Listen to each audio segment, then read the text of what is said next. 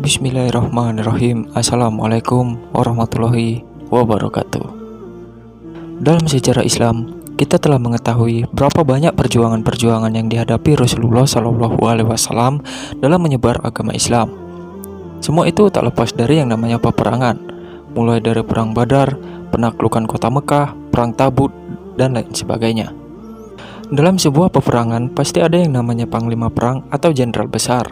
Berikut adalah 6 jenderal perang muslim terhebat dalam sejarah Islam. Yang pertama ada Khalid bin Walid. Khalid bin Walid, sahabat Nabi yang dijuluki sebagai Saifullah al-Maslul atau pedang Allah yang terhunus, merupakan salah satu dari panglima-panglima perang penting yang tidak terkalahkan sepanjang karirnya. Khalid bin Walid dilahirkan kira-kira 17 tahun sebelum masa pembangunan Islam. Dia merupakan anggota suku Banu Makhzum. Ayahnya bernama Walid bin al-Mughirah yang merupakan kepala suku dari Bani Makhzum. Sedangkan ibu Khalid bernama Lubabah binti al-Harits. Khalid termasuk keluarga dekat Rasulullah SAW, yakni Maimunah bibi dari Khalid, merupakan istri dari Rasulullah SAW. Dengan Umar sendiri pun Khalid ada hubungan keluarga, yakni saudara sepupunya. Para sejarawan muslim dan ulama mengatakan bahwa Khalid bin Walid tidak pernah mengalami kekalahan, baik sebelum masuk Islam maupun setelah masuk Islam. Yang kedua ada Abu Ubaidah bin al-Jarrah. Abu Ubaidah bin al-Jarrah, sahabat Nabi yang dijuluki sebagai pemimpin para pemimpin atau Amirul Umara. Ia masuk Islam pada masa-masa awal Islam. Ia ikut berhijrah ke Habsyah, kemudian ia hijrah ke Madinah. Ia selalu mengikuti pertempuran dalam Islam. Setelah Rasulullah SAW wafat, ia merupakan salah satu calon khalifah bersama dengan Abu Bakar dan Umar bin Khattab.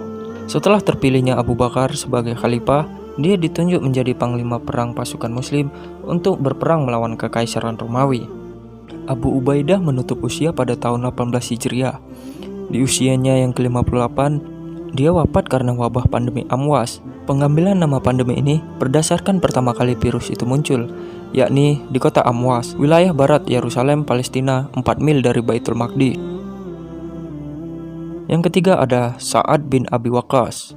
Sa'ad bin Abi Waqqas ini juga merupakan sahabat Nabi yang masuk Islam pada masa-masa awal Islam. Ia berasal dari Bani Zuhrah. Sa'ad lahir dan dibesarkan di kota Mekah. Ia berasal dari keluarga bangsawan yang kaya raya.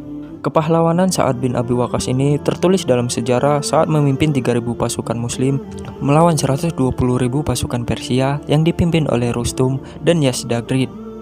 Peperangan yang berlangsung selama 4 hari tanpa henti di Qadisiyah ini menimbulkan banyak korban, baik dari kubu kaum muslimin ataupun dari kubu Persia. Peperangan di Qadisiyah merupakan peperangan terbesar dalam sejarah dunia. Dan akhirnya pasukan muslim memenangi peperangan itu. Yang menjadi senjata Sa'ad bin Abi Waqqas dalam setiap peperangannya adalah anak panah yang diberkahi dan doa yang dikabulkan.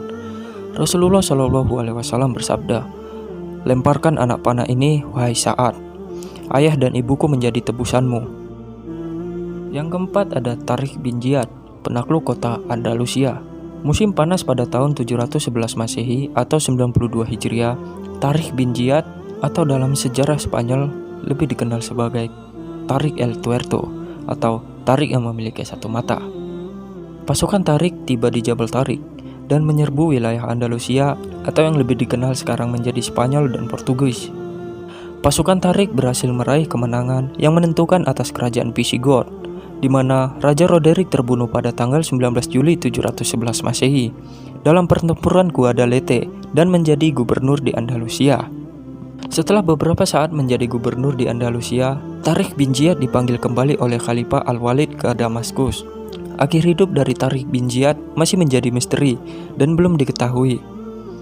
Ia pun wafat tahun 720 Masehi di Damaskus. Yang kelima ada Salahuddin al-Ayyubi. Salahuddin al-Ayyubi atau yang lebih dikenal sebagai Saladin merupakan seorang jenderal pejuang muslim Kurdi dari Tikrit atau saat ini dikenal dengan daerah utara Irak. Salahuddin al-Ayyubi berasal dari bangsa Kurdi. Ayahnya bernama Najmuddin Ayyub dan pamannya bernama Asaduddin Sirku. Mereka hijrah meninggalkan kampung halamannya di dekat Danau Van dan pindah ke daerah Tikrit, Irak. Salahuddin lahir di benteng Tikrit, Irak, tahun 532 Hijriah ketika ayahnya menjadi penguasa Seljuk di Tikrit. Salahuddin terkenal di dunia Muslim dan Kristen karena kepemimpinannya baik dari segi militer, sifatnya yang kesatria, dan pengampun pada saat ia bertarung melawan tentara salib. Yang keenam ada Sultan Mehmed II atau Muhammad Al-Fatih.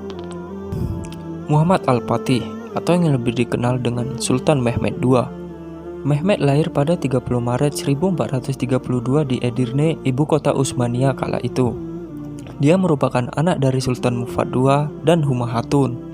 Muhammad Al-Fatih mendapat julukan sang penakluk atau El Fatih karena dia berhasil menaklukkan Konstantinopel pada tahun 1453 yang mengakhiri riwayat dari Kekaisaran Romawi Timur.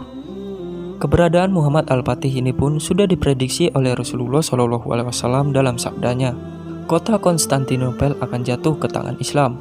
Pemimpin yang menaklukkannya adalah sebaik-baik pemimpin dan pasukan yang berada di bawah komandonya adalah sebaik-baik pasukan.